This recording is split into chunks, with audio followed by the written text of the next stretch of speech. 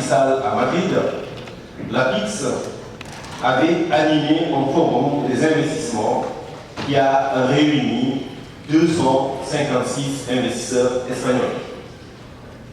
Récemment, en décembre 2015, le Bureau économique du Sénégal en Espagne a organisé à Barcelone un forum économique présidé par notre ministre de la Promotion des investissements, des partenariats et du développement des téléservices de l'État. Depuis lors, un flux important d'investisseurs espagnols se fait remarquer au Sénégal par un positionnement stratégique et clair sur les projets sénégalais. Il fallait alors consolider ce type d'échange jusque-là qui a été animé et organisé en Espagne et délocalisé en terre sénégalaise. Cette manifestation ce matin consacre simplement que l'intérêt des manifestations et des événements qui ont produit la présentation des projets sénégalais marque une manifestation certaine et un intérêt des investisseurs espagnols. Récemment d'ailleurs, le présent forum, comme je l'ai dit tantôt, s'inscrit dans la continuité de la promotion de la destination au Sénégal en Espagne et sera aussi une nouvelle occasion de renforcer nos relations d'affaires et d'explorer les nombreuses opportunités qui sont offertes aux investisseurs espagnols au Sénégal. Plusieurs entreprises, totalement ou partiellement contrôlées par les capitaux espagnols, ont déjà été agréées à l'APIX, au régime du Code des investissements et à celui de l'entreprise franche d'exportation dans les domaines aussi variés que l'agriculture, le tourisme, les produits alimentaires, la pêche, les mines, l'énergie, l'industrie métallurgique et le caoutchouc. Ce sont des secteurs clés des 6 moteurs de croissance du plan Sénégal émergent. Le Royaume d'Espagne jouit d'une réelle attractivité grâce notamment à sa proximité linguistique avec de vastes marchés tels que l'Amérique latine où l'Espagne est le second investisseur étranger. L'essor du tourisme, l'efficacité du réseau de transport et le développement des énergies renouvelables. L'investissement espagnol en Afrique s'est plus orienté vers le Maroc traditionnellement, pays où l'Espagne est le second investisseur avec la présence de plus de 600 entreprises espagnoles et où on a noté aussi une augmentation de 76% de ces investissements en 2014. En matière de coopération, l'Espagne a dans un passé récent été le tout premier partenaire bilatéral au développement à appuyer l'État du Sénégal dans le cadre du plan REVA à hauteur de 20 millions d'euros. L'intérêt manifeste des entreprises espagnoles pour investir au Sénégal et en Afrique de manière générale s'explique par l'attractivité de notre pays et aussi l'ensemble du continent dont le développement s'adosse sur un taux de croissance moyen annuel du PIB de l'ordre de 5 à 6%, soutenu par un secteur minier en pleine expansion et le développement des infrastructures structurant la croissance et la production agricole et l'essor des TIC.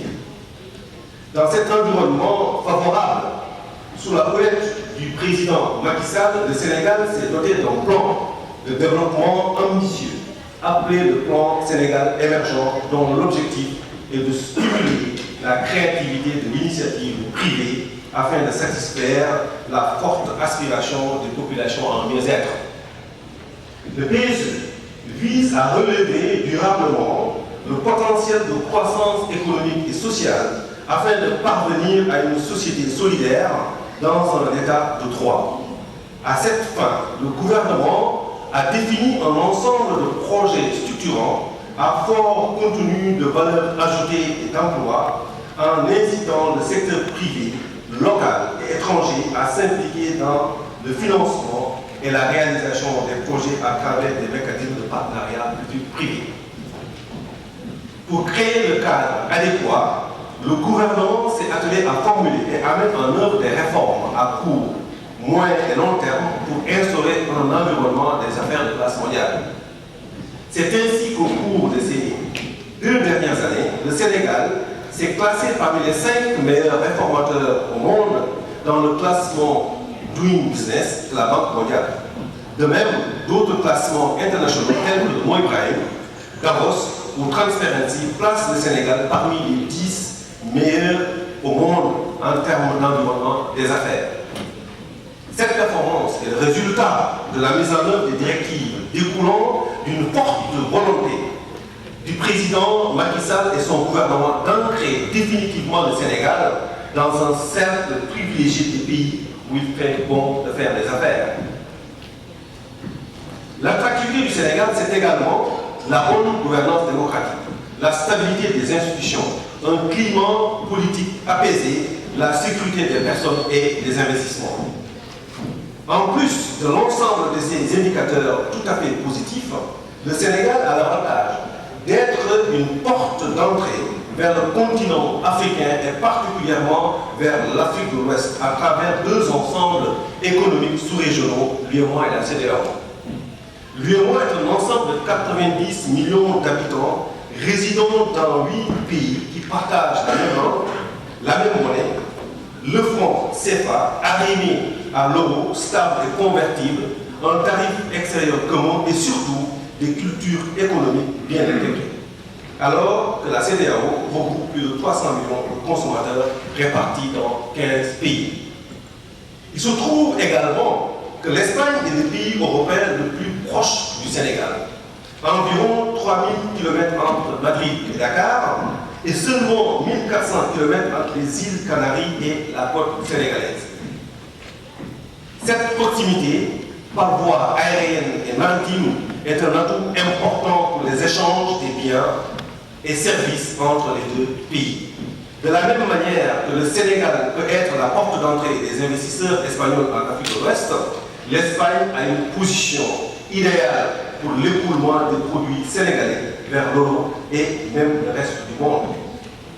Mesdames, Messieurs, comme je l'ai évoqué tantôt, certaines de vos entreprises ont bien compris tout le bénéfice qu'elles peuvent tirer de notre pays en investissant dans des domaines aussi divers que l'agriculture, le tourisme, l'agroalimentaire, la pêche, les mines, l'industrie et les services.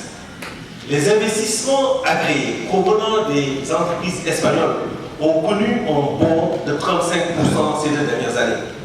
Cependant, il y a lieu de noter que les quelques dizaines de milliards de francs que représente la totalité de ces investissements sont en deçà des nombreuses potentialités qu'offre le Sénégal aux investisseurs espagnols du fait de la proximité des deux pays par voie maritime et aérienne.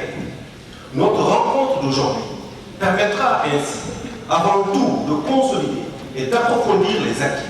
Elle permettra aussi d'élargir et de renforcer le portefeuille des investissements à la suite de nos discussions sur les différentes thématiques programmées, à savoir des panels de haut niveau sur les questions financières et le climat des affaires, les opportunités dans le domaine des infrastructures et sources de financement, les opportunités dans le secteur du développement rural et agro-industriel et leurs sources de financement, les opportunités dans le secteur de l'eau et leurs sources de financement, le secteur de la logistique et le commerce extérieur.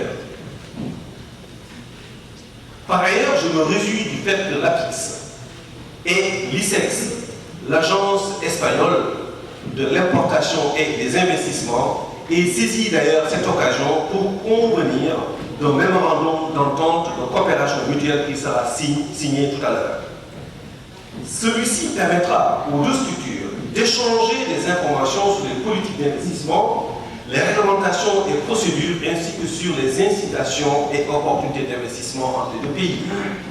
Les deux parties prévoient également, entre autres, un programme de collaboration technique, l'organisation de missions d'affaires et de manifestations relatives à l'investissement. Je souhaite alors plein succès à nos travaux et je formule le vœu que la coopération qui va s'amorcer entre l'APIX et l'ICEX soit porteuse de promesses de l'accroissement des investissements et des échanges économiques entre l'Espagne et le Sénégal.